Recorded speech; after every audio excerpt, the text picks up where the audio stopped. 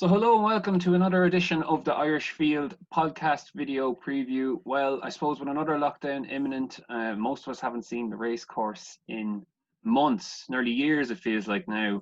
And Funky the Dolphin is still missing off the coast of Dingle. It's really dark days at the moment, guys, but the jumps is back, and I think that's enough to keep people going. I suppose it's been back for a while, but I guess with Cheltenham is around the corner, we're well and truly back. I'm Ronan Groome. I'm here to preview the whole season with our very own champion tipster, Rory Delargy, and Cheltenham antepost expert, Ed Quigley. Rory, I'll say hello to you first, and a hearty congratulations to you. You are the RP Naps Table champion. Well done. Thank you very much indeed. It's been a slightly shorter than usual season. But it's felt terribly long the last couple of weeks, I have to say. But all done and dusted now, and I've got to pick myself up off the floor, sitting in joint last on the laps table now. So your glory doesn't last long. Exactly, yeah. But you didn't just win it, but you absolutely smashed them. What you won by about £50 or £60 in the end. You must be absolutely delighted with that. Yeah, very very pleased with that. I'm not afraid to put up a 25-1 shot or bigger if I fancy it, and.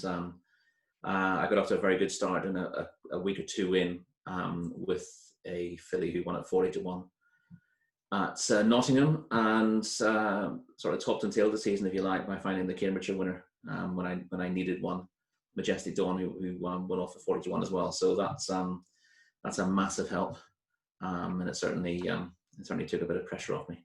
Yeah, Majestic Dawn, you tipped in your column with the Irish Field as well. You can read all Rory's tips every Saturday in the Irish Field. Ed, hello to you. I know a lot of people will have known you from Twitter and all of your other various outlets. You're on Sky Sports Racing quite a lot. And I used to sit beside you on the prod desk of the Racing Post, and I can vouch for you saying that you're an absolute jumps racing Cheltenham aficionado.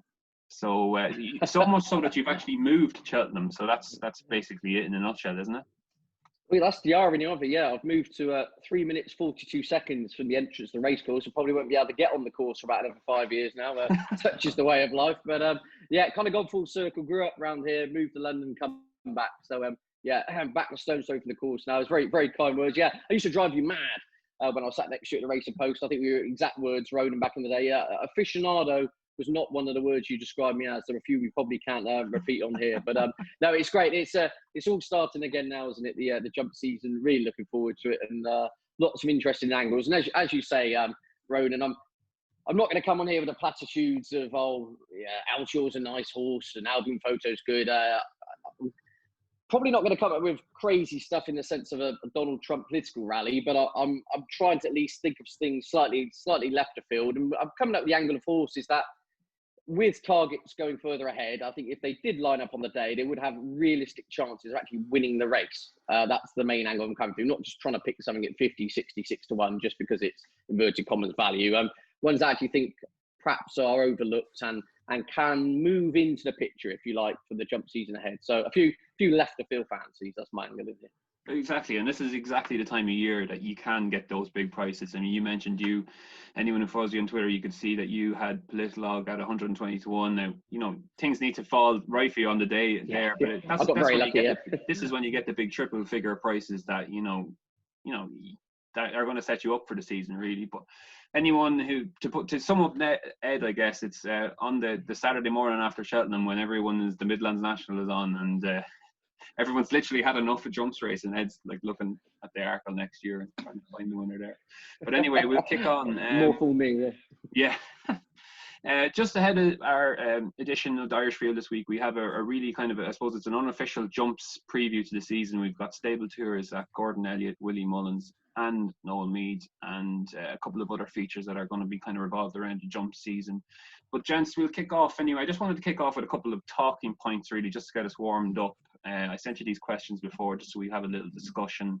The first one was Album Photo, who is amazingly, he's favoured to eclipse some of the great jump chasers of all time as a triple Gold Cup winner, but yet he doesn't seem to have the profile of the likes of Cotto Star, Denman, etc., all these kind of household names, probably because we don't see him a lot. Where do you stand on this, Rory? We'll start with you first. Album Photo, does he get recognised enough, or is he rightfully kind of cascaded for his kind of lack of appearances during the season?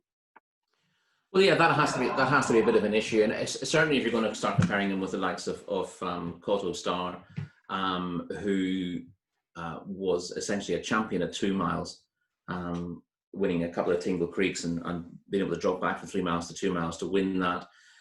He dominated the King George, and although Cheltenham probably wasn't his happiest hunting ground, he still won a couple of Gold Cups, and he will go down as one of the greats because he's got that great back catalogue of success. Albin Fold has been superbly handled by Willie Mullins, but his last 2 campaigns have deliberately been very light campaigns to get him to Cheltenham at the top of his game. And that has happened. He's ended up winning a tremendously exciting Gold Cup last season, but one in which there wasn't an awful lot between the first 4 home. So he's not, he doesn't deserve to be up there in terms of the greats according to what he's achieved.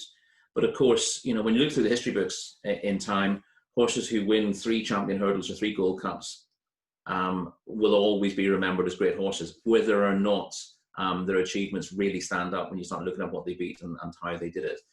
Being able to produce a horse to win 3 times at the Cheltenham Festival is something very special. So if Willie Mullins can bring Albin Fodo back again, and he'll be a lightly raced 9-year-old at the time, he's going to, touch wood, because plenty can go wrong in this game.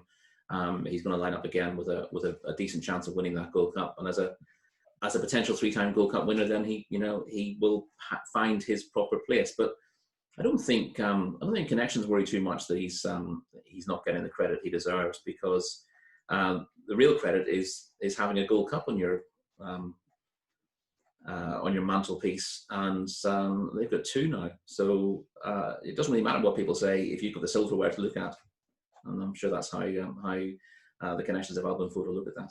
Sure, I guess I just think it's a larger discussion worth having, Ed. Like I think Willie Mullins kind of stumbled upon this way of training the horse for a Gold Cup with Albin Fodo going to Tremor, and that's just like kind of warm up run before the race. And he kind of did the same with Quavega, who's kind of stumbled on that sort of way of training a horse. For me, it just sets a dangerous precedent, as in you forgo the rest of the season and it's just all about Cheltenham. Where do you kind of stand on that whole thing? Yeah, no, I totally agree. It's one that polarizes people, isn't it? That view. There is the view, as you say, as Rory rightfully points out. At the end of the day, forget whatever else happens in the season. The horse goes and wins the Cheltenham Gold Cup. That's all people will remember. That's all the owners will remember. That's all everyone will be happy about. Who cares if you unseated it, Tremor, or didn't do the business at Newbury? If there is that kind of view of if all the eggs do go in one basket and they happen to be Cheltenham. Yes, it's great for Cheltenham and it's great for that kind of build up to the end of the season. But again, it's going off on a tangent. But then how does that have a knock-on effect on the rest of the season? And it's an interesting one. I mean, coming back to the horse himself, he just does seem somehow underwhelming and exciting. And I don't know what it is about him. Perhaps it's because from his novice days, he didn't quite come through with that kind of unbeaten tag of a superstar. Remember, he fell in the RSA, didn't he, late on, when I think he was a double-figure price. So it wasn't a horse who was mopping up races for a couple of years and then went over fences as this already built superstar. It seems to be this horse we've seen 4 times in 2 years who just turns up, wins a couple of Gold Cups, and don't hear about him again for 6 months. And maybe as a consequence, people can't quite buy into the affection in that sense. I think it's a combination of factors. I think Roy put it pretty well, but no doubt, if he goes and wins 3 Gold Cups, I don't think anyone really care about where he was seen or not seen. All people will remember is he won 3 Cheltenham Gold Cups. And obviously, if he can stay in one piece and looks like they'll have a similar campaign once again, he should go there with every chance. Yeah, definitely. I'm not knocking horse at all, I guess, but I guess he will. That's just the way he's been trained, and it's obviously been effective so far. I think it's his name as well. I think the people don't warm to.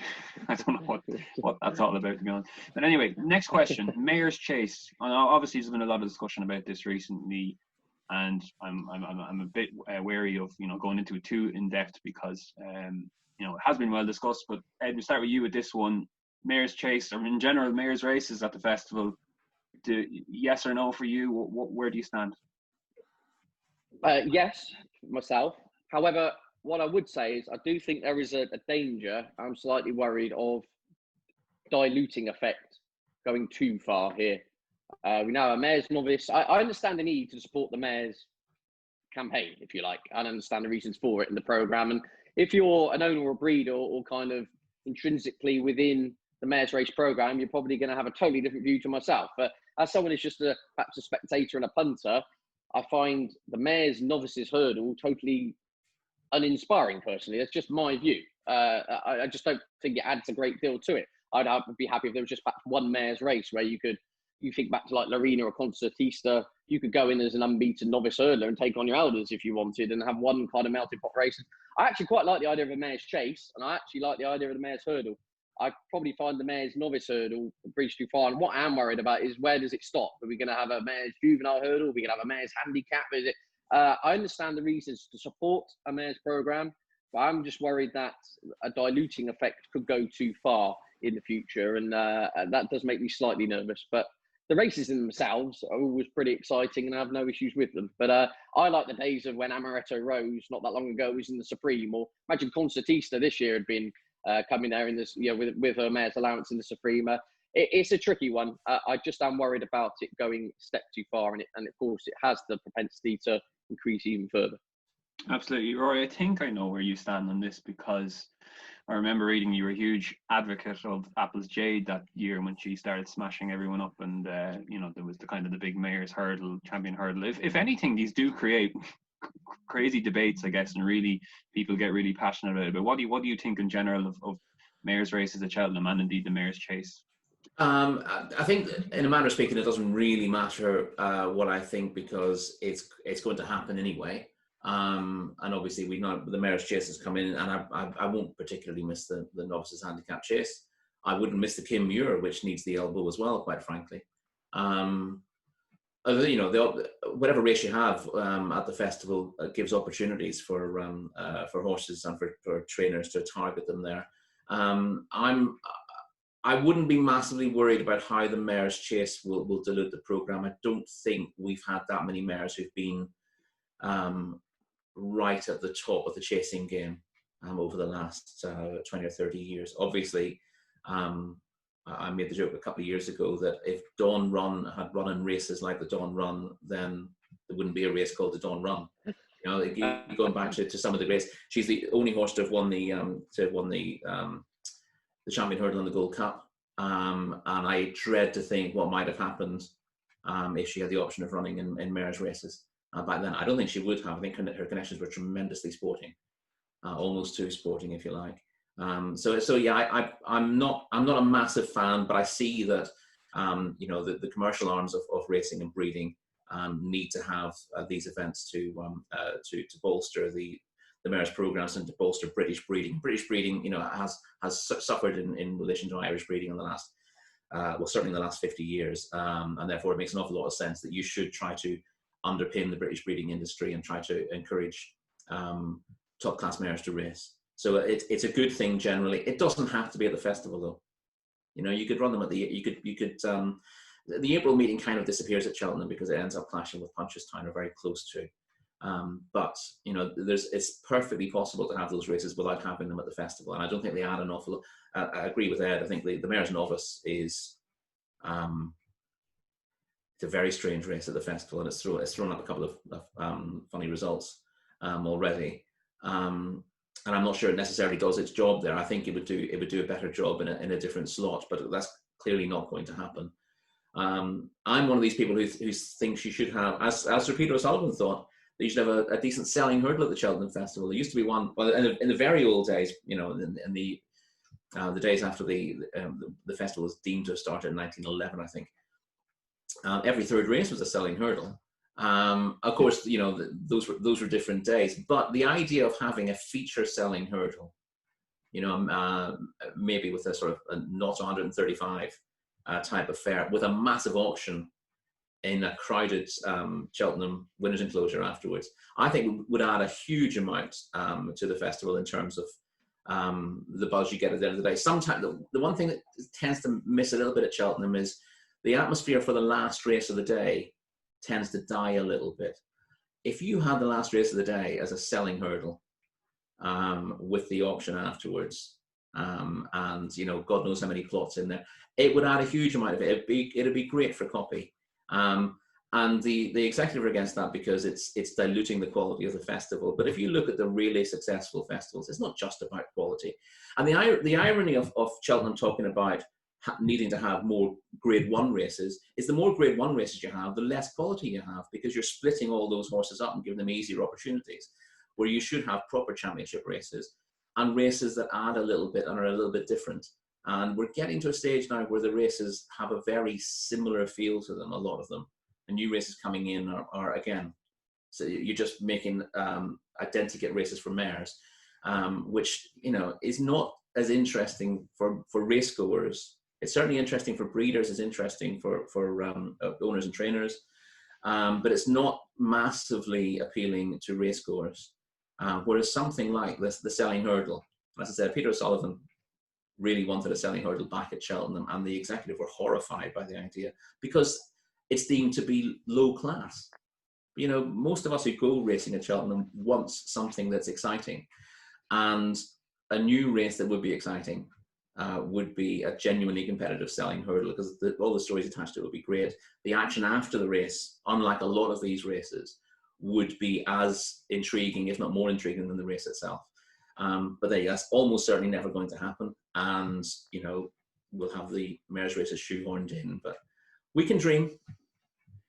Of all the suggestions I thought we were going to have on this discussion, a selling hurdle, now that was left field. I like that. That's would you bring them down to the Guinness Village after and just parade them around there, and God knows the bits that come through? No, just lead them around the parade ring again. Yeah. And of course, the way selling, you'd have the option of horses could be claimed out of that, obviously, as well, because of the rules. You can basically you can set a selling hurdle with your own set of rules, but the idea is the winner's going to be auctioned off after the race, and it would be very lively bidding, I thought, for horses actually won at the Cheltenham Festival. And of course, people would be deliberately lining them up. And if you're worried about a horse who's not going to make the grade, who's rated in the high 20s or early 130s, those are decent enough horses anyway. And I just think it would be totally different to all the other handicaps that you have, and certainly the championship races, and it adds an element of intrigue. And people who've never been racing before would be sure, slightly astounded by it. And of course, learning how that goes on is an interesting way of getting people interested in the sport as well. Yeah, definitely. Yeah, I'm definitely against the general mares extra races like the mares novice hurdle.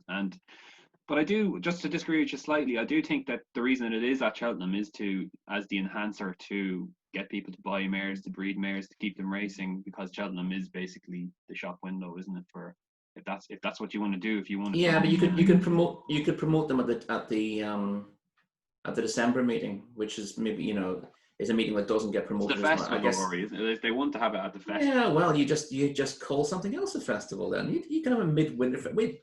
The Dublin Racing Festival didn't exist a few years ago, and now it's the biggest thing since Conscious Time. You basically find the concept that you want, and you really push it. And again, there's no reason why Cheltenham couldn't have an extra day's racing in the year as well. The New Year meeting used to be a 2-day fixture as well, and as long as if you put them at the centre of the meeting, then in a manner of speaking, you're giving them a bigger shop window. I know the festival is the biggest shop window, but there's a hell of a lot going on in that window over a 4-day period as well. Sure. One suggestion I had was just to keep the ratings kind of top end for the mayor's hurdle, which would be like 155, and that might sway. Yeah, it's quite difficult to do. The one thing I'd be inclined to say, just make sure they don't end up being grade 1s. But again, you can't really do it. If they end up running under the pattern race guide, if you end up having mares running to a grade 1 rating in that race, then it will become a grade 1. But you really want to be getting the mares into the big events sure. At least some of the time.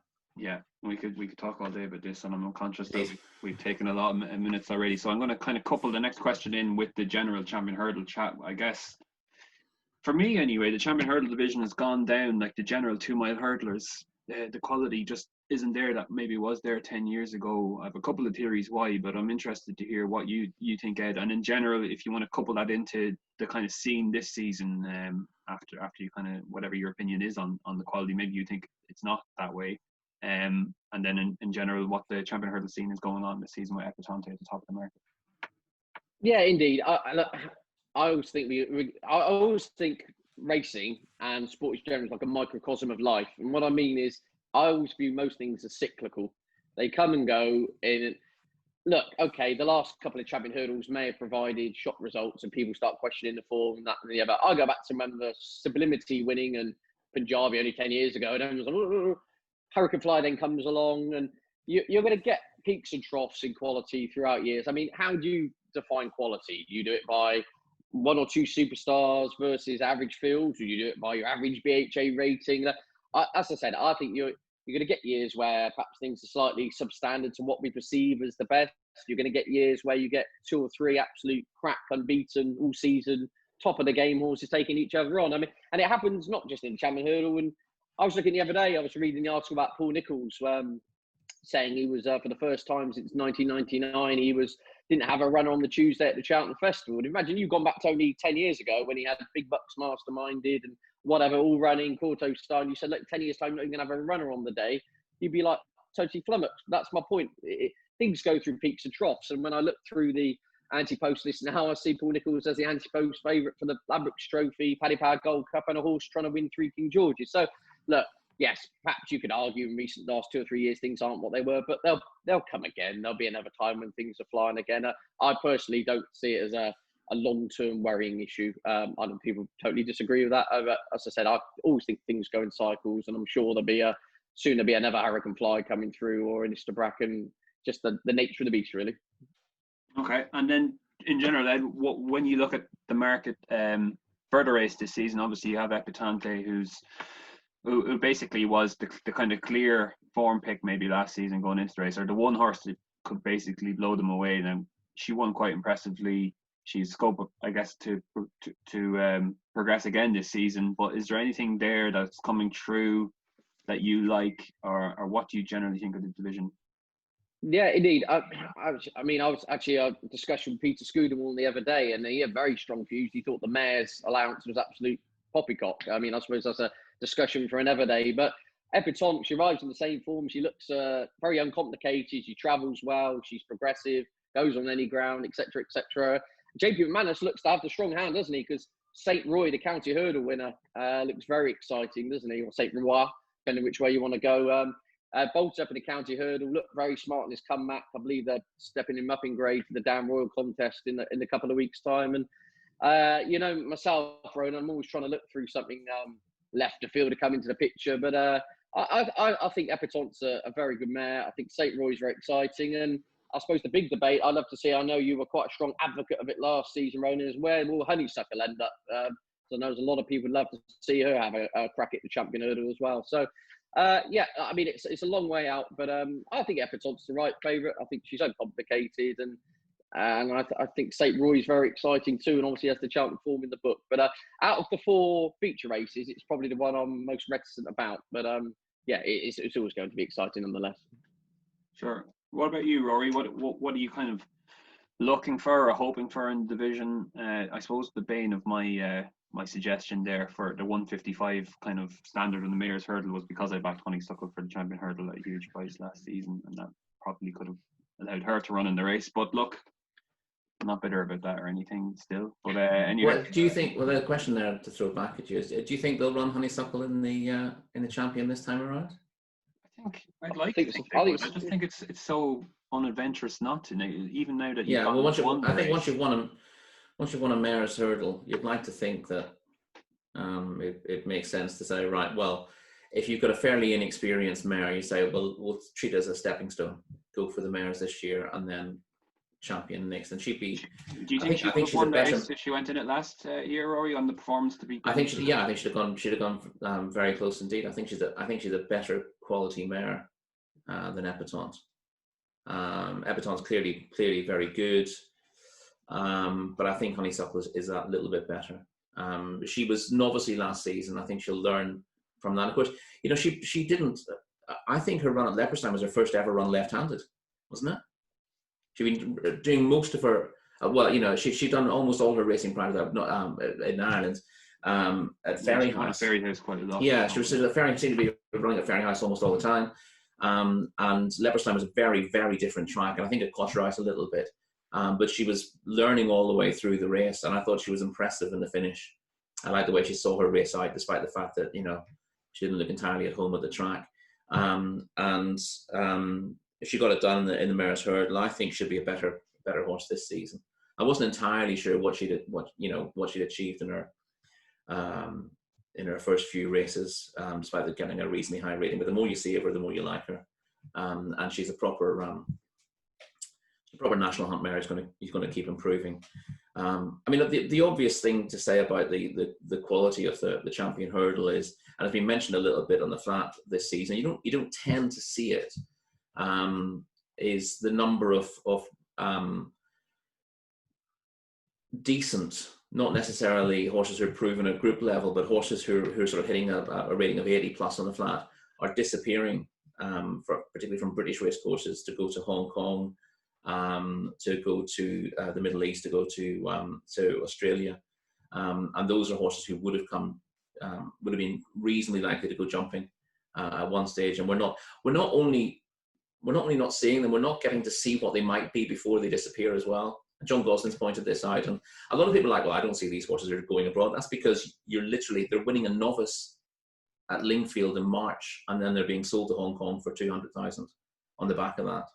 And they look like they're going to be very good turf horses, and you literally never see them again in this country. And that's a big worry for racing in the UK going forward, that we're losing maybe 10% of the potentially very talented middle distance stayers before we get the chance to see how good they are. And those are the horses who used to develop into high class 2 mile hurdlers in the day. So that pool of horses is being depleted, and I think that's why we're seeing a downturn in the quality there. And we still have an awful lot of quality jumps horses, but they're now mostly coming from sort of an Irish point-to-point background, and they're being groomed earlier as well. So they're coming forward as 4-year-olds, and they've already jumped fences. And if you look through the list of Champion Hurdle winners over the years, hardly any of those horses are chasers. They're hurdlers pure and simple. And what makes them good is that they're able to go at their top speed for 2 miles and flick through their hurdles very quickly. And any horse who jumps a hurdle like a fence, or jumps like they want to jump a fence, are always caught out in a Champion Hurdle. You cannot spend half a second longer in the air at a hurdle than you should do. You just lose in your position all the time. So it's these, it's the quick hurdlers you need to see coming through. And what the emphasis these days is much more on future chasers. And those horses don't tend to quite make the grade in the Champion Hurdle, even though they go on to better things further down the line. So I think that's probably the issue we have at the moment, although it's, there's bound to be a few factors in there. It's a pretty modest bunch of horses at the moment. There's never an awful lot of appeal and backing at the front end of the Champion Hurdle market, I don't think. And Saint Ouen is a very good example. A lot of people talking about him, maybe, and God knows how many 10 to follow. And people would have him as in there as a dark horse. Yeah, he's a pretty short price for the Champion Hurdle. But he's won a handicap of 137. We shouldn't be getting carried away with horses who can win. Anything in the Champion Hurdle field should be bolting up in a handicap of 137. Now, I know that he's very unexposed, but he's with a master trainer who got him absolutely spot on for the day of the Masters last year. And he will improve, but whether you need to improve 25 pounds to be winning a Champion Hurdle, and that's a lot to ask for a horse who didn't show much inexperience in taking that county. I'm always inclined to go for horses who've been there and shown decent form and tend to get passed over. We're always looking for dark horses with little form, with few races under the belt. The horse that won at Kempton yesterday, Silver Streak of Evan Williams's, he's still 40-1 for the Champion Hurdle. He's been very unlucky in the last couple of seasons in that he doesn't handle bad ground, and the ground's been dreadful all season. We're surely due a year where the weather through the spring is actually pretty decent, and we have good ground at Cheltenham. In a good ground champion hurdle, he'd have a major chance. He's still 40-1, despite the fact that he's probably put up as good a performance as he ever has in winning at Kempton. That kind of track obviously suits him well. He's a speed horse fundamentally, with a flat pedigree. But he loves the game, and if he gets good ground, he'd have a better chance than that. And another one I put in at a huge price, he was really disappointing after a good start last season, was Curse of Lean.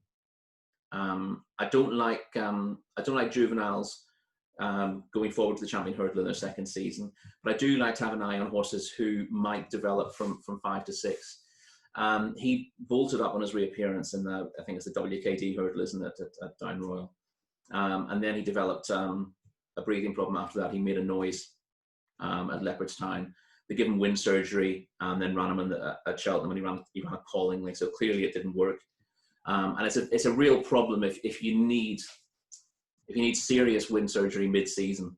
It's very hard to get them back. A lot of horses have very minor surgeries, which only give them a 2 or 3 weeks box rest.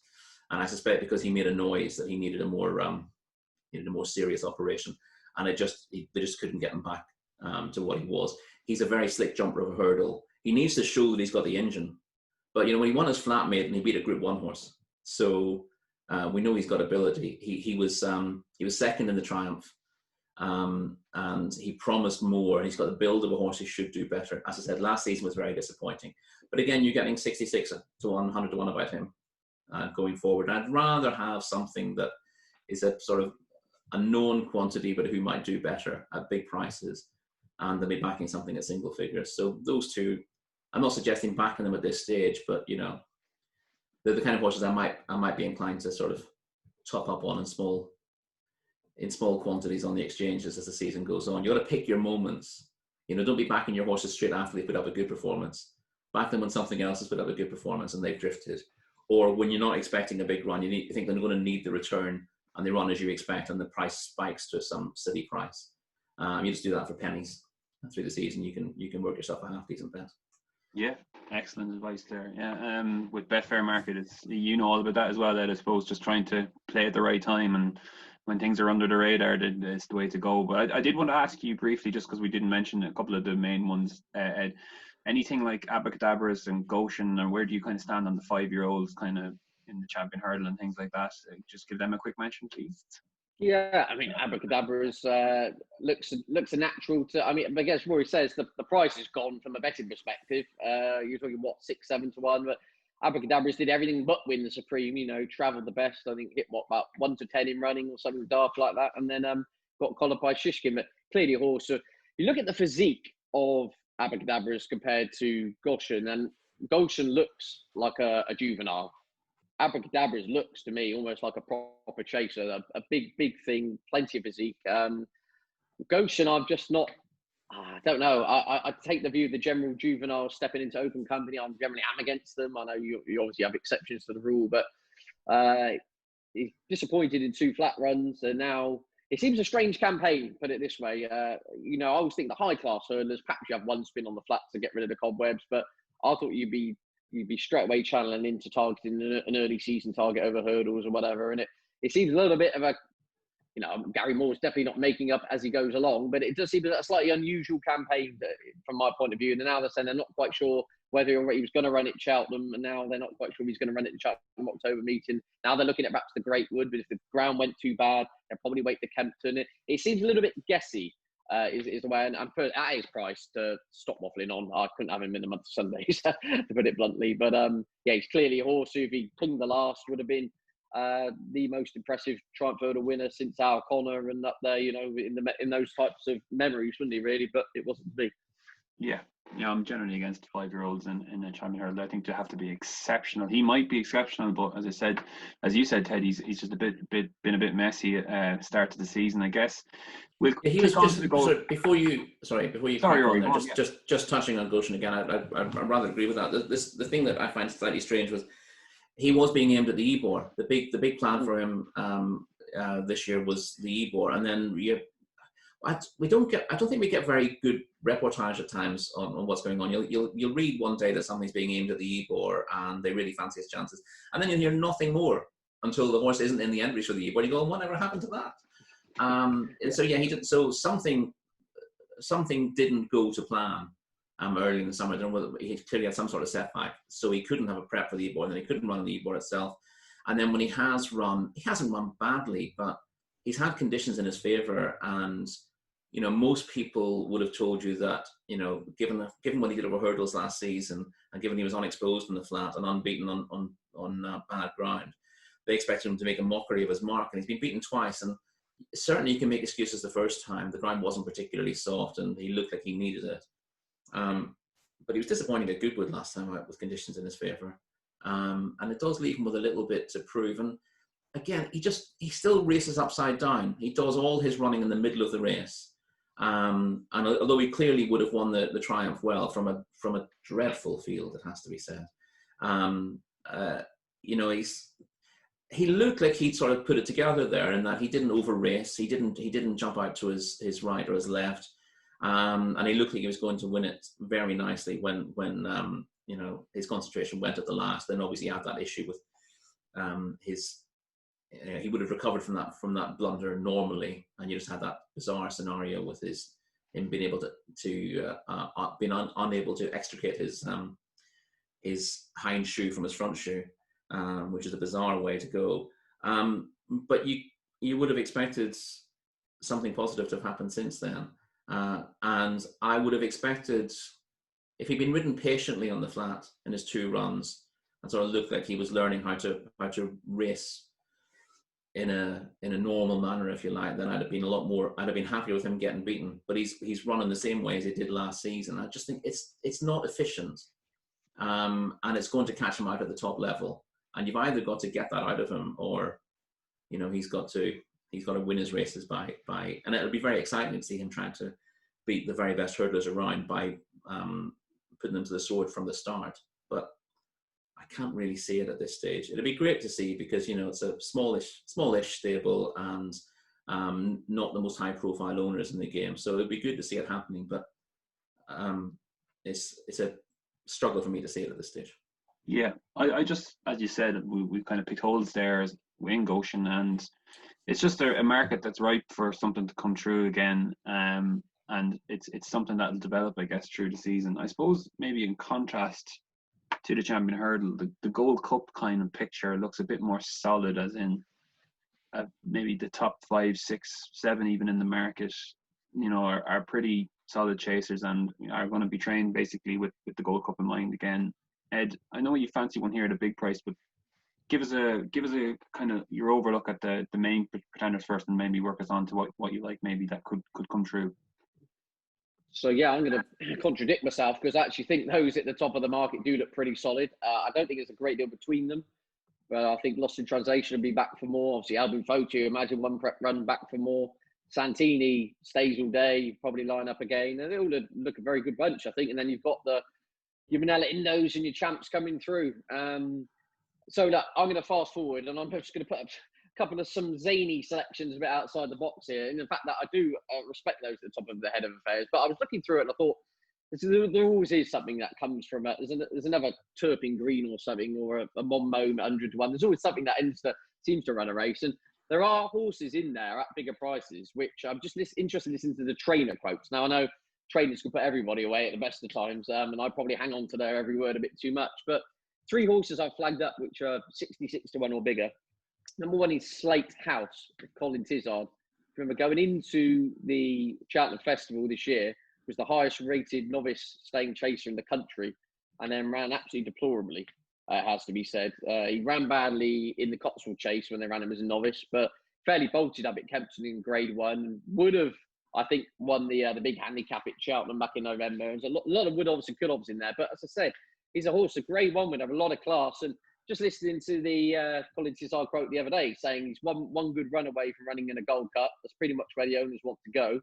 He's going to run in the West Yorkshire Hurdle as a prep run for the Ladbrokes Trophy to protect his mark, because he has dropped a few pounds now as a consequence of running badly at the festival, when a lot of the Colin Tizard horses almost inexplicably did run very badly, didn't they? I know Colin says they think it was a dodgy batch of hay and this, that and the other. And I just thought he was definitely one of interest, especially considering with a race like the King George in mind as well, given that he's a of course, a distance winner. And I think he's around 80 to 1 or something crackers for that. It's not hard to envisage him putting one good run in a Ladbrokes Trophy at Newbury off 154, whatever, and kind of contracting. Very quickly, the other two, St. Calvados was another one. Again, listening to Mr. Whittington saying he will get an entry in the Betfair Chase. He's been discussing it at length with the owners. He stayed on nicely up the hill behind Min, and they are contemplating going the staying route this season. And to me, the key with St. Calvados is in his younger days, he was an absolute tearaway. It was almost unimaginable he'd be getting a yard over 2 miles when you go back to his novice chase former 2 years ago. And then Harry Whittington says it's almost bizarre that overnight the horse just suddenly switched off. Took him up the gallops one day, and whereas he'd be going off and they'd be trying to find something, a flat horse to give him a lead, he just settled nicely. So it has opened up a whole new type of avenue, if you like, in terms of the fact he now does settle. They could ride him more straight and he will get longer trips. So again, I think he's 66 to 1. He's got good Cheltenham form. And it looks, again, they always say, oh, I love the trainer quote, in the back of my mind. When they say it in August, in the back of my mind, I'm thinking 3 miles. What they mean is it's in the forefront of their mind for the fact they've come out and said it so early. So it'd be interesting if he went up a trip. And the final one, I won't go on all day. This is the really bonkers one from the Donald Trump rally. Itchy Feet of Ollie Murphy. Had just his second chase start at Sandown and absolutely pulverised the field, didn't he? Back in it, was it in the Scilly Isles? Jumped like an old hand that day, and of course didn't get round in the marsh, so we never really know how he would have got on. Due to come back in the old Rome chase, and again Ollie Murphy saying that we'll probably give him a King George entry. So they are clearly thinking again of going up rather than coming back in trip. And with the yard also having brewing up a storm, he's kind of said he thinks will be his middle distance horse. There's a lot of owner trainer politics, isn't there? But again, I think Itchy Feet is around 100 to 1 for the Gold Cup. But it's just listening to the quotes. So as soon as they start now, in this early stage, saying horses are getting King George entries, horses are getting Betfair Chase entries, they're clearly thinking going up in trip. And as I said, Itchy Feet was a Grade 1 winner who was mostly impressive. Slate House at the time, going into his last race, was the highest novice rated chaser in the country. In St. Calvados, it looks like they're going to go up in trip and has good festival form. So they're kind of 3 left of field. One of them came into the picture from left of field. I wouldn't be shocked. But if you say that, it does look a good, if they all stay fit, there are a lot of class horses. But as I said, I don't think there's a great deal amongst the top 5 or 6. And I think this year's Gold Cup kind of illustrated that, jumping the last. It chopped and changed in literally the last 100 yards, didn't it? And you've got Champ coming through, Manella Indo. So exciting, but I've gone for three bonkers ones at prices. I like it. Fantastic. And that's just generally your kind of philosophy, Ted, isn't it? You like to look at the trainer quotes, kind of second guess plan the route already in your head, and then you think, okay, so if he's going for the King George and he runs well there or he wins, then it's a Gold Cup horse or whatever, and then you're on a massive price. Maybe you're probably playing on Betfair, you're going to get a lot bigger as well. You're looking at 300, 400 to 1. Is that what you're kind of thinking? You're kind of just second guessing, really? Well, that's always been my angle, and always, the trainer's kind of saying it. And when I hear colleges, I'll say basically, Yoda wants to run Slate House in the Gold Cup, and I want to run him in the Gold Cup. He's 66 to 1 now. He's in a handicap chase at Newbury in 3 weeks' time. He's only got to show half of his kind of early season form from last year, and suddenly his price contracted. As you know, Ronan, that's generally always been my way. It's kind of finding the target before the target, if you like. And obviously, so much can go wrong with it and get egg on your face. But if you're talking at 3-figure prices, always find the upside to it is much more enjoyable. Even if it all goes down the pan on the day, it's an enjoyable few months ahead. But as I said, these are not no-hopers. These are Grade 1 winners who are trading near 3-figure prices, who on official ratings have probably got improved £10 to get on the scene, if you like, which I don't think is too far-fetched, personally. Obviously, they've got to keep it up throughout the season, but would be interesting to say. St. Calvados runs Lost in Translation within 4 lengths or 3 lengths of the Betfair Chase, then the 100 to 1's, a fifth of that, isn't it? So it's all, as you say, it's about looking at the target before the target, looking at the angle where the trainers are set it out. And as soon as I hear 6 months beforehand, trainers throwing out those kind of flags of 3 miles and talking, we've spoken to the owners and this, invariably, I get a feeling that's where they will go. And if it turns out they're not good enough there, they can always then come back. But I get a feeling there is that ambition to perhaps explore new ground. And that's what I try and tag along to in terms of the antepost value. Yeah, very good.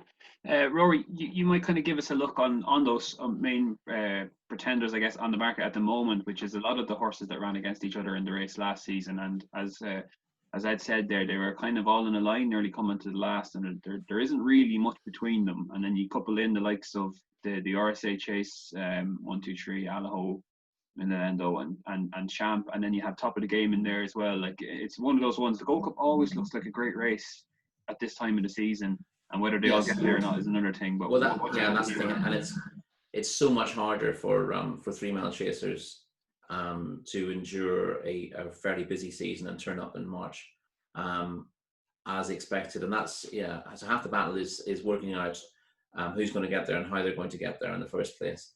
And that, again, it's they put you off backing horses at very short prices, and I'd imagine Album Photo's going to have a similar season to last. So a spin around Tremor, and then turning up at Cheltenham. So he's not liable to be a big mover in the market based on racecourse performance. Santini's got an interesting stat to defy if he turns up again, because he will now have been beaten at 3 consecutive festivals, won't he? He was, or maybe 4, I think 3. He was strongly fancied for the Albert Bartlett, and then for the RSA and for the Gold Cup, and he's run very well to be placed every time. But you'd be hard pressed to find a horse who's been placed 3 times at the festival and then gone on to win after that.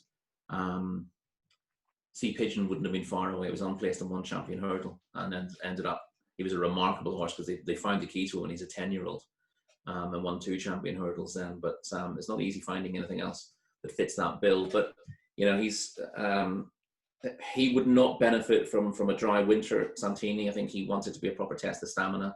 He looked good when he won the Cotswold Chase. When the Gold Cup is a proper test of stamina, it suits him.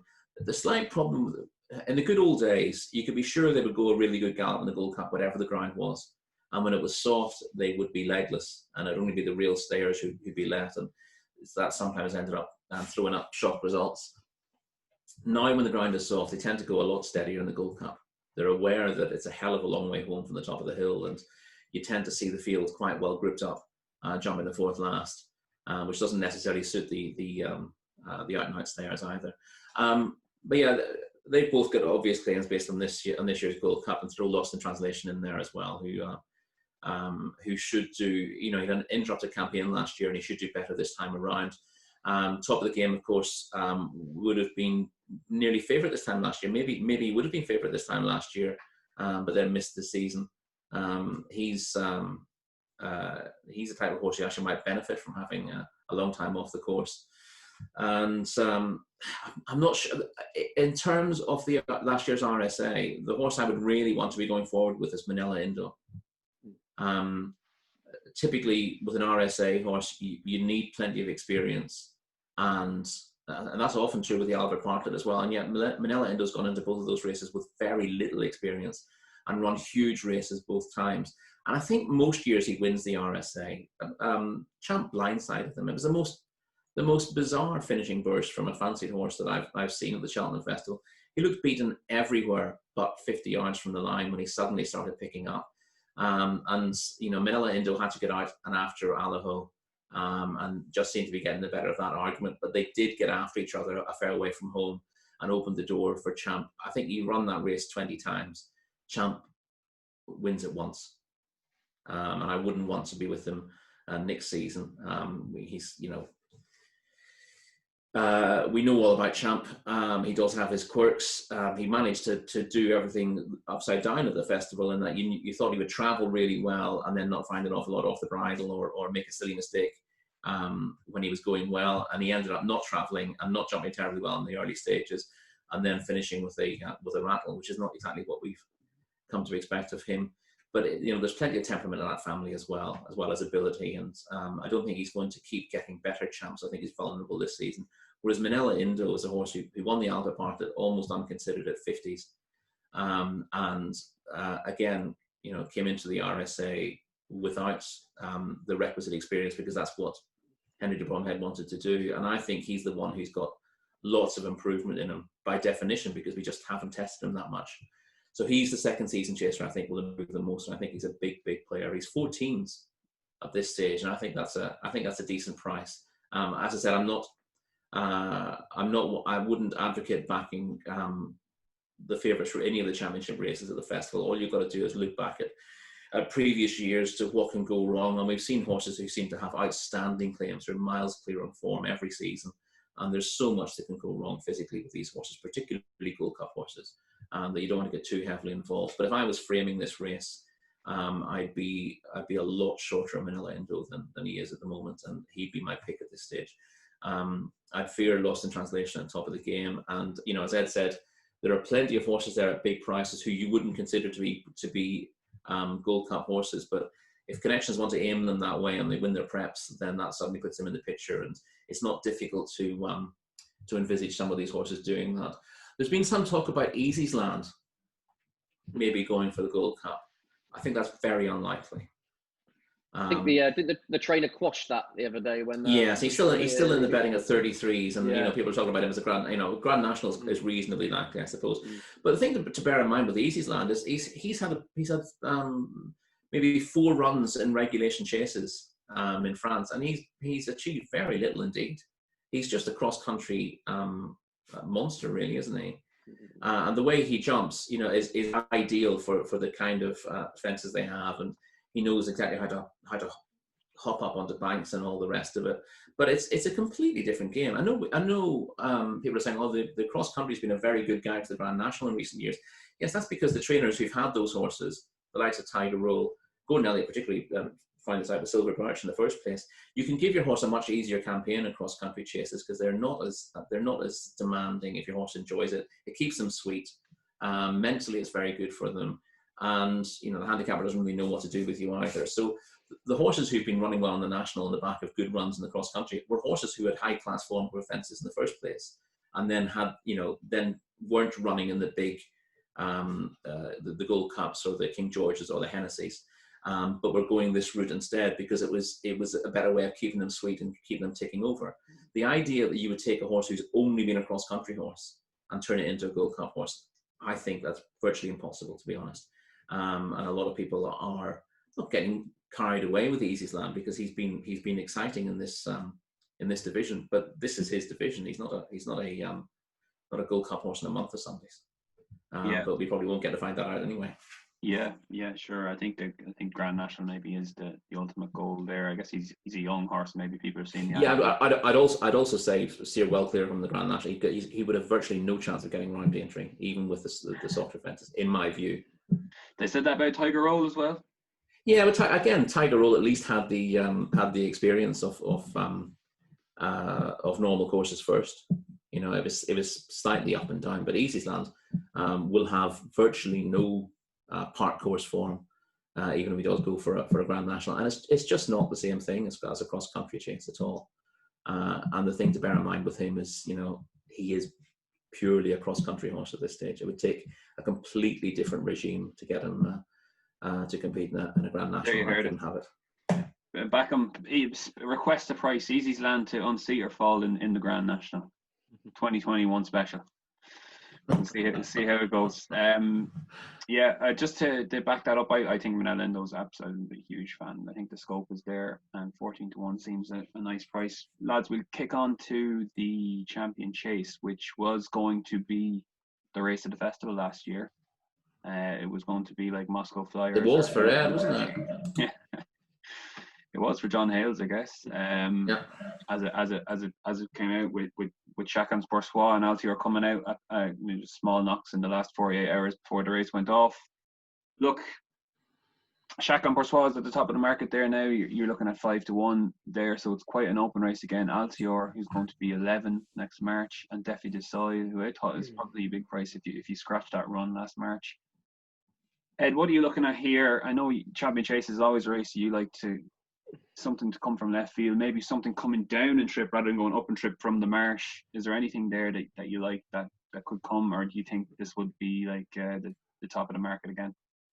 No, I thought you summed it up pretty well there, Ronan. In fact, Altra will be 11.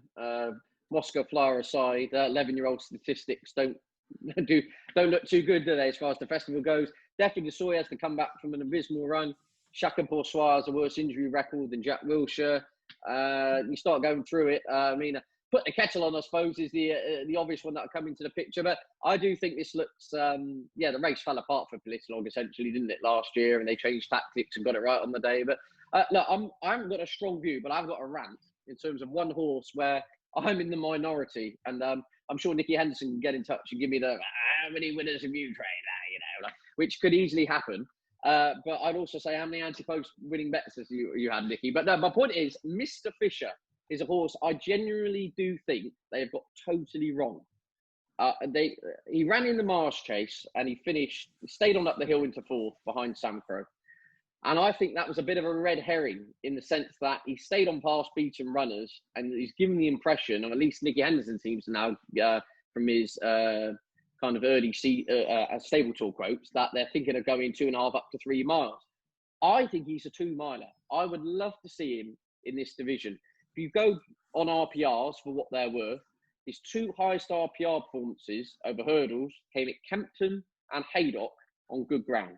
That's 2 tracks over 2 miles where the emphasis is very much on speed, nothing to do with stamina.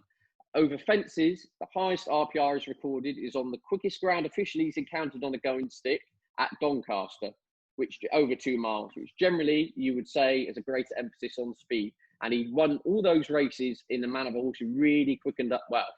I would love to see him in a division where, as I say, the horses are either injured, ancient, massive question marks about them. I would love to be proven wrong, is what I'm saying. I'd love to see this horse have an entry in a Tingle Creek, okay, and get ironed out by Altior, and then we know either way. I just have a funny feeling they're going to waste the season with an intermediate trip running in a Peterborough Chase, for example. And by the time it comes to the end of the season, no disrespect to Peterborough Chase, but what I'm saying is a fact-finding mission. I'm not necessarily sure they will know by the spring what his actual trip is. And looking at the form book and not the hearsay, there's a lot of indication a minimum trip on good ground really does suit him. Yet I'm clearly in minorities thinking that's the way he should go because Connection seems to be indicating 2.5 and perhaps 3 by entry in the spring. But I would love. He's about 40 to 1 for the Champion Chase. I'd love to see him rock up in something like the Holden Gold Cup in 2 weeks because I think that would really suit him. Other than that, I think it could be a really muddling. There's the Paul Nicholls horse Granatine, isn't there? Who finished 4th in the Grand Annual, didn't get the best of runs at around 66 to 1. I know he's been flagged up by a few people and believe he does go to the Holden Gold Cup. And it wouldn't take he hasn't got to improve a massive amount on official figures, about a stone or so. And given, Paul Nicholls can get them to improve those young horses, it wouldn't be totally out of the blue if he came into the picture at a big price. But Mr. Fisher, if Nicky Henderson does happen to end up seeing this, I would just love to see him go to 2-mile route, at least just to find out in a high-class 2-mile chase whether he's got the gears. But I said the evidence on the track suggests he has, yet it's obviously something he shows at home, perhaps in his training. They keep giving out these bulletins about he will stay, he will get further. And I don't know. I suppose we'll know all throughout the season. And if they step him up in trip and he falls in a hole, then they might kind of by default end up coming back, mightn't they? But Mr. Fisher's the one I've got a bee in my bonnet about. I had a feeling you were going. Runs over. I had a feeling you were going to mention him actually, and I wanted to ask you actually about another horse from the Marsh, Melon, who is maybe the same sort of.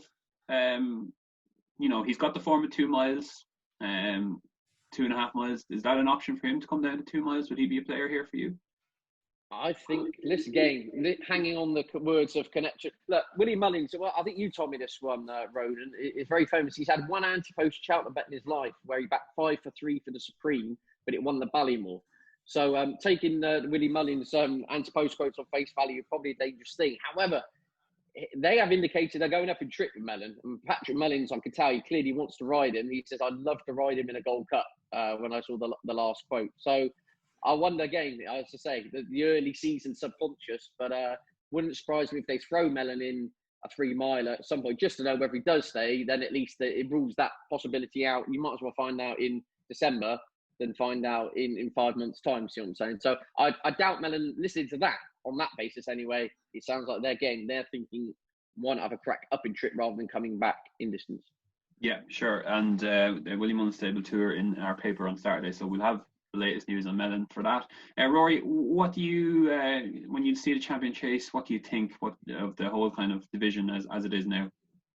It's a decent enough division. Obviously it was a disappointing Champion Chase, but if you got everything back to their best, and it's always a good race.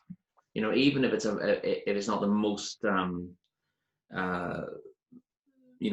the most exciting bunch of horses over 2 miles, the race itself is always an absolute doozy as a rule, and it makes it one of the more interesting races of the festival. Certainly one of the most exciting to watch. I couldn't have Altior anymore. I think this will be his last season, and I was against them all last season as well because again I couldn't believe it isn't getting picked up, or it's been picked up by one or two people, and Ruby Walsh particularly did. He is spending longer and longer in the air at his fences, and the whole point about winning championship races at Cheltenham is you've got to be quick from one side to another. And he'd been getting away with it for a couple of years by being able to sprint from the last fence to the line, and that was really the key to him. He's got a tremendous surge, but you look at his last 4 or 5 races over fences, and he's got no confidence in his jumping, or he's show jumping his fences at times. You just watch him up against any other horse, and he spends too long in the air. He wasn't outstayed, for example, when he ran on the Ascot Chase last year. He was losing a length and a half at every single fence. Although he was impressive in the end in winning at Newbury, again, he gives an awful lot of daylight to his fences. And in a manner of speaking, it's exciting to watch. And people have looked at him in the past and go, wow, what a jumper. Look how he's jumped this fence. But he's not doing it efficiently. He's given them too much daylight. And that's going to be his downfall. With his age as well now, and clearly issues with him towards the end of last season, I can't see him hitting the old heights at all. That's just not going to happen for him. Chacun Pour Soi is very exciting when he's right, but obviously he's had plenty of injury problems, so he's a hard horse to back at this stage of the season. But he's got all the talent that if he does line up on the day, he could be a very short price. So if you fancy taking a gamble on him staying fit for a season, and then 5-1 is interesting enough, but I don't fancy that kind of gamble at all. You can make a case that Duffy's overpriced at 14s based on his general form last season. He looked immoral on the day in the Champion Chase. His main rivals didn't turn up, and then he ran pretty much the worst race of his career. He could bounce back from that, but he's been on the go a long time as well. He's not the type of horse who's going to progress again this season. His form from last year, at Ascot and Sandown, might be good enough to win this, but I'd be a little bit wary of that with some good horses coming through. The Arkle was a strange race this season. Put the Kettle On is a smashing mare, but I don't think. I'm not sure she'll be lining up for this at the end of the day. But she's got a Mayor's she Chase maybe as well. Is underrated. Sorry, with the Mayor's Chase coming along. She's got a Mayor's Chase option as well, I suppose. Yeah, of course.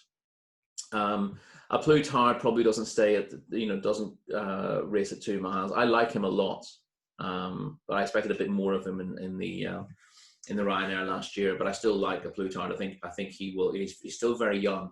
I think he'll progress again this season. He's a horse I generally want to be with. Politolog had his moment of glory last year, and then you're looking at a bunch of horses who are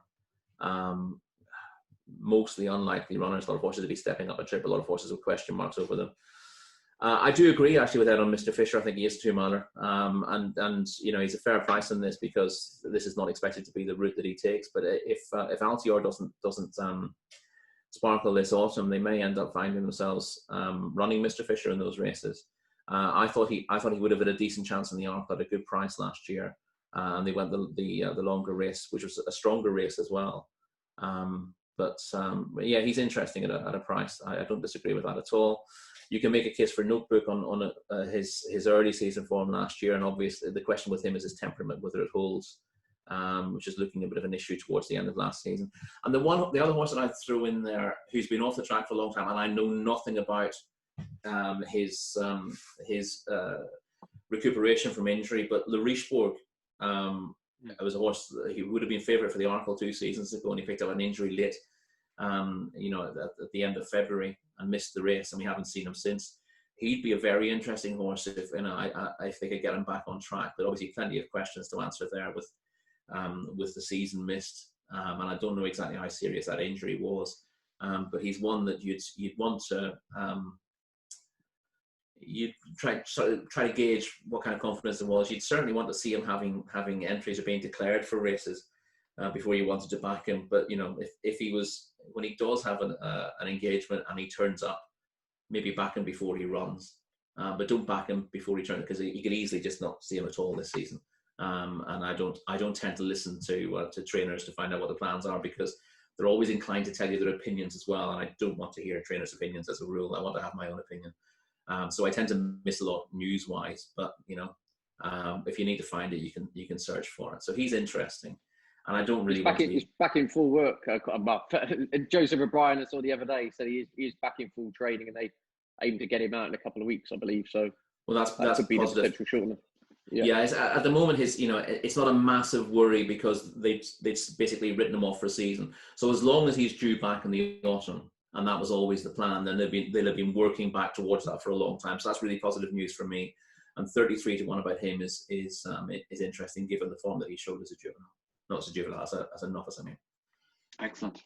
Yeah, and again, I think it's just another market that's ripe for something to come true. As is the Stayers division, I guess, with Paisley Park, who was 7-1. Now, had a bit of an excuse in the race last season, but you had the first 6 home there, lads, like basically covered by about 8 lengths. I'm not sure we can really make a case for Lisnagar Oscar being a top class winner of the race. Maybe you feel differently. But Rory, I might stay with you for this, because I know Ed has another bonkers one, as he says, for at a nice price. So what's your kind of general opinion on the Stayers hurdle, and do you like anything at this point? I like Paisley Park at this stage, because he's clearly by far the best horse in the race last year, but didn't give his running, and that would, you'd be worried about backing him at a price. But based on the form of the race, in the end was pretty ordinary. I like Lisnagar Oscar, and I make the point every year that what the best race of the festival for looking for future winners is the Albert Bartlett. Look for horses who were beaten out of sight in the Albert Bartlett, and back them in future seasons, where they're clearly highly regarded, but the race is coming too soon in their careers. And he again was another top class winner, another Cheltenham Festival winner to come out of that race, who didn't run particularly well in it as a novice. But his form doesn't stack up as a Stayers hurdle winner. He may do a bit better this season, in general terms, to pull his rating up. But it's a very difficult race to rate highly. And therefore, I would tend to go back to the horse who sets the bar, and that's Paisley Park. And again, you'd be worried about the Irish Challenge, but you'd be struggling to name me an Irish horse who's currently being aimed at the Stayers hurdle. As Ted Walsh once said, no one ever tried to breed a Stayers hurdle winner. It ends up being a fallback option. It's never had the cachet, the Stayers hurdle. Ironically, it was the one race at the Cheltenham Festival for a few years that the Irish were able to win with Galmoy. Otherwise, it would have been a complete whitewash. But it's never been a race that Irish trainers have thought, in a few years' time, this will be a Stayers hurdle. You just end up in there because it's your best option. Because the races you prefer to run in, whether they be the Champion Hurdle or the Gold Cup or the Champion Chase, are unrealistic options. So you actually, there aren't a huge number of horses in there you'd have thought would be. Sire de Burley is one, maybe, Rory. Sire de Burley, Sire de Burley would be one. Ronald Pump would be one as well. But again, these are horses who are pretty exposed, and fall behind the current favourite in terms of ability. And there's no real reason to think that Paisley Park has suddenly taken a downward turn. They may turn out that way. It's the history of jump racing is horses who look like they're going to be at the peak for years, and then for reasons unknown just fall away. And that might be the case with Paisley Park. But wherever he turns up first, he's going to be favourite. And if he produces performances like he did in the first half of last season, he's going to end up being a reasonably short price favourite for this.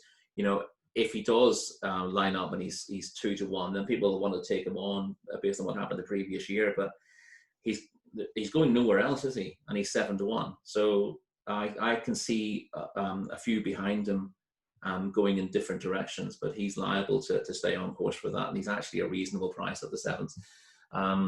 if he'd missed the race last year, if they weren't happy with him and scratched him, he'd still be, 3-1 maximum. So it's a bit of an overreaction putting him in at that kind of price. And then behind that, you really need to. There are a lot of horses who are interesting if you thought they were going to run in the race, but not that many that you'd be certain would be going that way. So I'm not massively inclined to try to take one out. There may be better horses in the race than Paisley Park, but they're not necessarily going to run in the Stayers Hurdle next season. So I think the value is with him at this stage. Okay, pretty good case made for Paisley Park there. Ed, I guess this is a race you can always have a go at because the complexion could change a lot during the course of the season. With maybe failed chasers coming back over hurdles, horses who don't look fast enough when they've been given a chance at 2 miles. Is that your kind of thinking of what you're going to lead us through to maybe something can come from left field?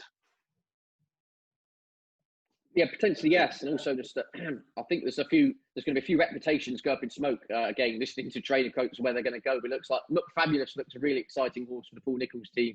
They said they're going to Newbury next to take on Paisley Park at the Ladbrokes Trophy meeting. That'll be a fascinating race, and you've got Lisnagar Oscar is going to go head to head with Time Hill, of course, who ran in the Albert Bartlett in the West Yorkshire Hurdle. So you could have massive in terms of Paisley Park and Lisnagar Oscar. I mean, Time Hill turns over Lisnagar Oscar, or vice versa. You see what I'm saying? There's going to be, I get a feeling, the next month or so, this whole complexion, perhaps different to other anti-post markets, this could be turned upside down.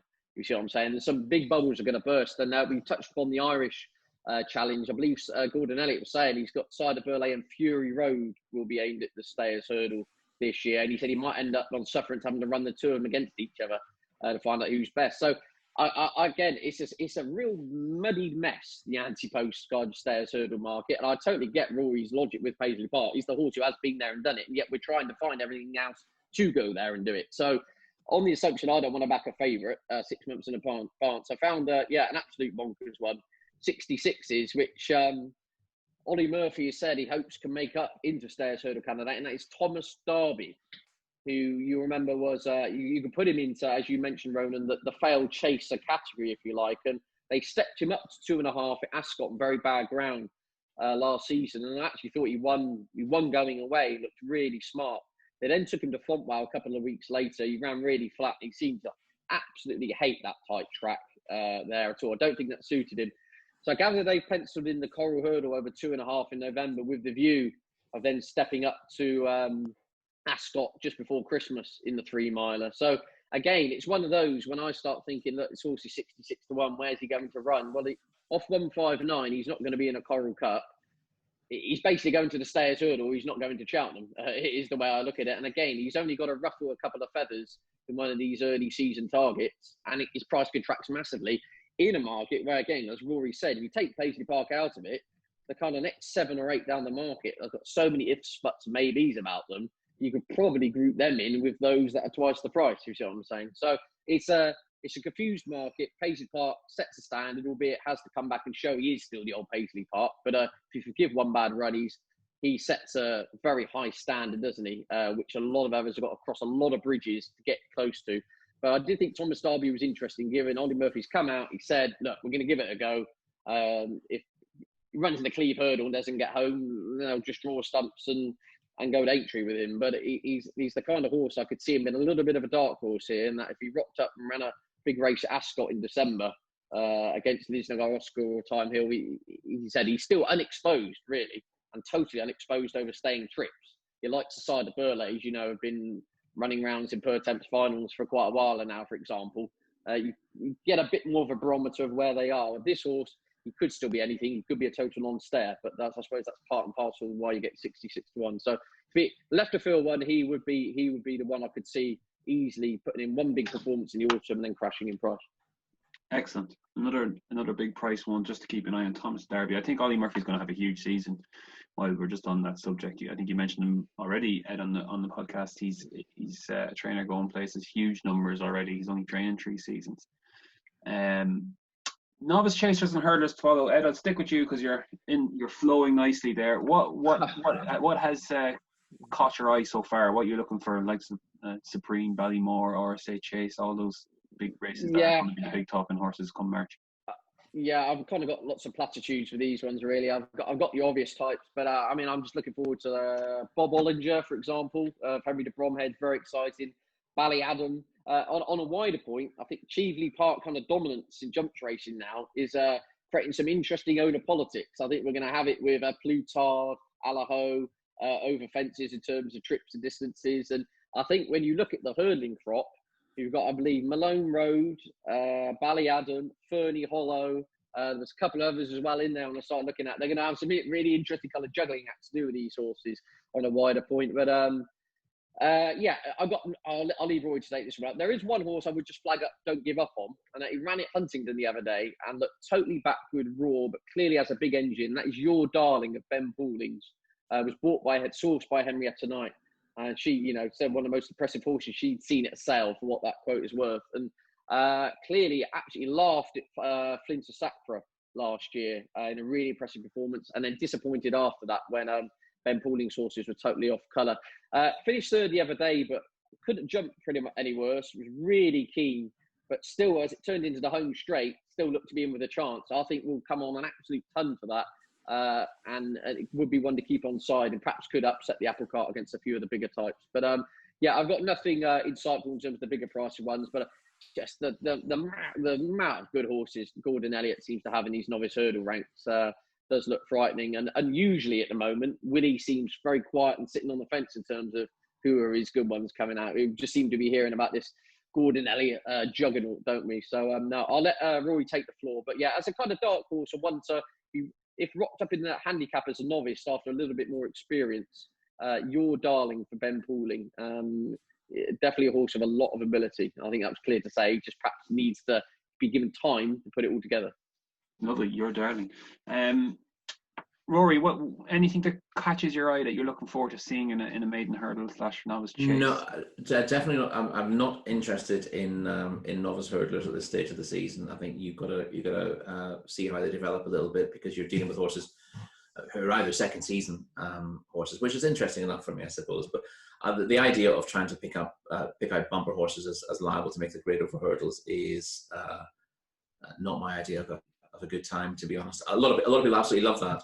There's a lot. It seems to be a trend these days that people love trying to uncover the better novice hurdlers, but I don't see much upside to it in terms of punting at this stage of the season, because the ones who are going to be good end up being very short prices when they start out in the first place, and unless you're backing something antepost for the festival, which is not my cup of tea, then it's difficult to make that pay. I'm more interested in novice chasers, because we've seen them over hurdles, and you tend to find, I'll see horses all the time, and I think that's a nice hurdler, but he's going to be a much better chaser. And there's a couple. There's a couple of obvious ones. I've scribbled 4 down, and 2 of them are blindingly obvious. Fiddler in the Roof was actually beaten the other day, but ran in a remarkably strong 3-runner novice chase at Foss last, and I thought he shaped best for a long way. It seems to me that the Tizard horses are generally pretty backward, and he looked like he needed the run, but jumped well in the early stages, travelled well, made a slight mistake at the third last, and then it was no match for If the Cap Fits. If you just watch the end of the race, If the Cap Fits looks really impressive there, but I think he was further forward. He's a bit older as well. Fiddler in the Roof strikes me as the type who's going to do well, but that's a fairly obvious one anyway. Captain Guinness runs tomorrow in his beginner's chase. He's a horse last season who we didn't get to see the best of, because he was brought down in the Supreme, but he'd been a big eye catcher prior to that over hurdles. Very lightly raced as the trainer's better horses are, but he looks a horse with an awful lot of upside, and is liable to be a big player in 2-mile novices this season. So you get an early chance to see him. But a couple who are bigger prices in antepost betting for festival races, for example. Harry Senior fits the bill as one who was well beaten in the Albert Park last season. But he did well to win on trials day at Cheltenham. Looked a really nice type, and a horse who would jump a fence as well. He then made a bad mistake, maybe the fourth last, in the Isle of Bartlett, which would have been too tough a race for him anyway, and was well beaten. But as I said, the history of that race is there are lots of horses who go in there too inexperienced and do really well subsequently. And there's certain trainers who will happily run inexperienced horses in there who probably find it too much, but they still go on. And I thought he would do well. Runs in the Broome colours. Harry Senior, I think he'll be easy enough to place this season. Not necessarily one to back first time, but a horse who will do well in the long term as well as the short term over fences. And another one, a kind of slightly obvious one in that, and I assume he's going novice chasing, Chantry House of Nicky Henderson's, who did well last season running in the colours of the Queen. Very athletic, just looks typical of Nicky Henderson's mould of 2-mile chasers. He's a good jumper of hurdles, but almost too good a jumper in that, he gives them a little bit of daylight. He makes a lovely shape over them, and horses like that I want to see over fences as soon as possible. He's got a good finishing kick as well. He's high class. He looks pretty easy to place in a race, and I think he's the type to take high order in novice chases this season. But he's 33 to 1 for the Arkle, and I thought that was, that makes him not that obvious in the grand scheme of things. So if I had to dig out two who might offer a bit of value, Harry Senior and Chantry House would be the two. Lovely.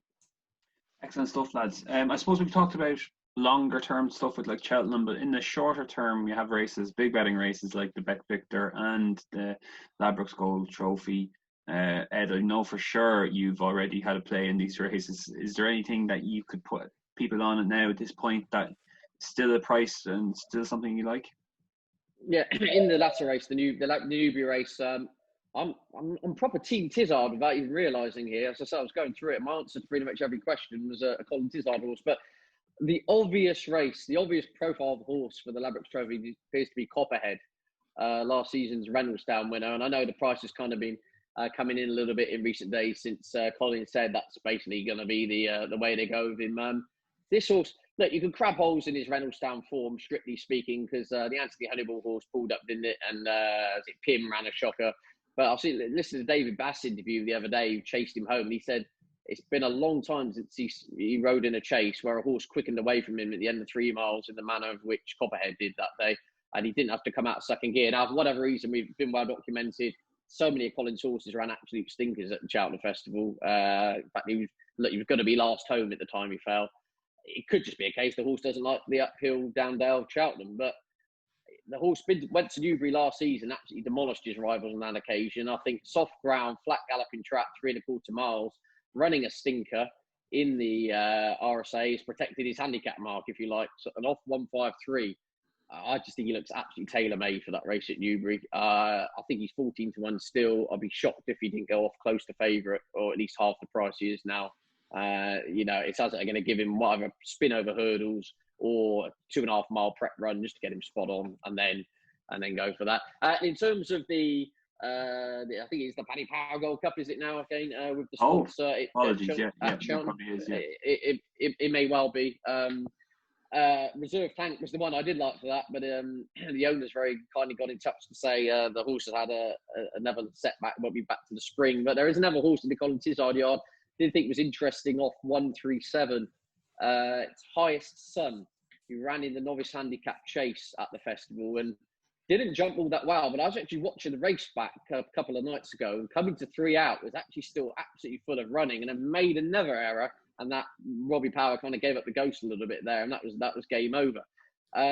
He's been dropped down. He'd be getting in off a nice low weight, if you see what I'm saying, off 137. He wouldn't have much on his back, and I think listening again to Colin Tizard, they're going to have a spin over hurdles or fences, and then go for that the Paddy Power Gold Cup off 137, where he's clearly got to get his act together in the jumping department. I think he's won a 2-runner race around Plumpton and some other Mickey Mouse contest. But if you go back purely to the Newbury form this time last year, he was beaten 4 lengths by Champ, and he was right on the heels of Dashel Drasher. I think he's rated 146. Off 137 with a clear round. I mean, I think he's 28 to 1. I've had a little bit on that. Just again, Colin Tizard's come out and say we're going to have a spin and then go for that race. Like, if he doesn't line up, he doesn't line up. But there's not much else you can really do with him, given his rating and his band, and the fact that owners and trainers seem keen to have a crack at it. So I'm Team Tizard for the winter. I'm Copperhead for the Ladbrokes Trophy, highest Sun speculative one in the Bet Victor Gold Cup. So they're my 2 autumn anti-post handicap bets. Excellent. I won't ask you to do your Colin Tizard impression, Ed, just to embarrass you. No, please don't. Yeah. Rory, what about you? Are you kind of slowly weeding yourself off the flat season, or have you? Yeah, I am, and I haven't got an especially strong view on these. It took me a long time to form a strong view on the Bet Victor Gold Cup last year, but I ended up feeling that Happy Diva couldn't get beaten, and I couldn't be out of the 3 anyway, all things considered, and that worked out really well. Conditions are a big issue. We expect they're going to be pretty soft at that stage, but it's not always the case. There are loads of horses, and again, there's no entries either. It doesn't close as early as it once did, so there's lots of questions in there, lots of horses who may or may not be intended runners in it, and essentially the bookmakers are guessing a little bit. Beakstown is of a little bit of interest. He's a horse I liked last season. I backed him anti-post for the novices handicap, and the ground went against him. The idea was he wasn't getting home in his races on softish ground, and he needed a breathing operation. And I spoke to the owner after he ran in a novice chase there last season, and he said, I'll give him a breathing operation after that, bring him back in good ground in the spring, and hope that will be the making of him. And that was what I expected to happen. The ground wasn't in his favour. He travelled very well, but he just doesn't really get up the hill, or he didn't get up the hill last season on softish ground. He'd be a different horse on quick ground. So this ended up being a quick ground race. I think Beakstown's potentially very well treated. You might remember him winning the Grade 2 novice hurdle at Warwick a couple of seasons ago, where he bolted up over 2 mile 5. And Dan Skelton said, this isn't a hurdler at all. This is a chaser. And we thought this might come a bit too soon for him, but next year you see a different horse. But like a lot of big horses, he's developed wind issues, and that needs to get sorted. You couldn't tell whether the wind was an issue at Cheltenham, whether it's just a case of him not. He's a horse who has more speed than he looks. He on his chase debut last season, he's put down on the first ditch. And in fairness, that might actually have prompted some of the wind issues as well. They can sort of they can dislocate their epiglottis or something, with a sort of really crunching mistake. But yeah, he didn't quite put it together last season over fences, but he showed enough, and they were looking after him the whole time. So I think he's the kind of horse who will do an awful lot better in his second season. He's not priced up across the board there, so I don't know whether this is the aim. But given that the aim for him last year was the novices handicap chase, then you'd have thought that the Paddy Power would be the obvious race to start off this year. And he's one to keep on side when the ground is good, but he doesn't really want to much softer than that. Excellent stuff. We'll keep an eye out for Beakstown. I know he was a big talking horse this time last season as well. That's just before we go and we're up, just a quick reminder again that we have a big jumps edition in the Irish field this week. We have those stable tours with Willie Mullins, Gordon Elliott and Noel Meade, a couple of other jumps features. We'll have a couple of horses to follow as well from the usual columnists. So do pick up the Irish field this Saturday if you're a jumps fan like we all are. Lads, I want to say thanks very much for your time to come on, and best of luck with the season ahead. Lots to look forward to. Thanks for coming on. Thanks very much, Ronan. Yeah, thanks for having me. Cheers. Thanks, lads.